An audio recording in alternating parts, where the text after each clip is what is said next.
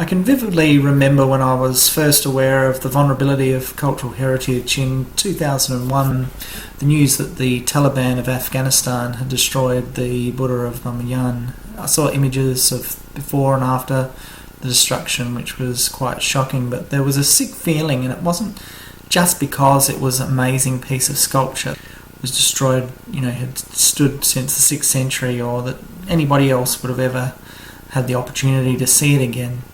It was just that sense of loss of humanity in general, and most specifically for those poor local people who would have grown up with the statues and become the custodians of the knowledge and preservation of this ancient wonderment.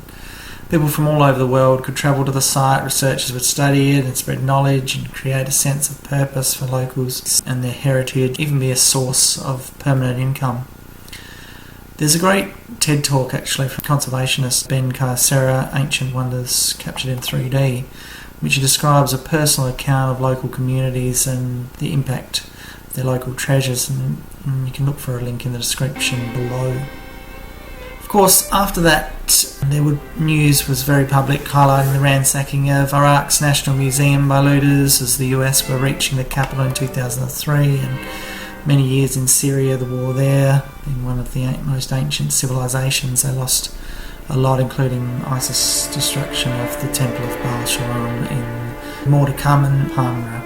Losing cultural heritage to war is not new, but with conflicts likely to erupt in some of the most culturally diverse and historically ancient lands, causing a constant upheaval of people and cultures, with little access to culturally significant sites for many years, there's a strong need for conservation, and cultural institutions such as museums and galleries are best placed to act to ensure that these precious monuments of civilizations past and present are preserved for future generations. Cordis highlights the responsibility of institutions to restore, protect and conserve the use of innovative digital technology, with the policy in recent years of returning artefacts to their country of origin.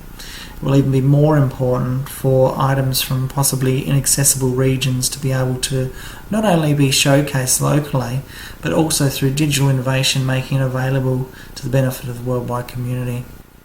Bruns and Weiber add that its partnership with digital technology experts, along with funding from governments, philanthropic organisations and private benefactors, that institutions can overcome and better manage issues posed by recreating works in digital form. UNESCO, as part of the UN, has been monitoring cultural sites with satellite imagery and new drone technology, then using 3D modelling and printing to recreate the objects without even having to disturb them for restoration. Institutions are already using this technology to communicate, track and identify cultural items copied, stolen or smuggled. They advise the partnerships in using digital technologies must be culturally sensitive and integrate the traditional with digital facilitation by institutions to ensure there is no overreach from private large corporations. Institutions must and will reinvent their role in conservation through digital technology, promoting knowledge similar to what zoos have also been doing in their role in conservation of the animal species. I'm Damien Porter. Thanks for watching. Feel free to comment below.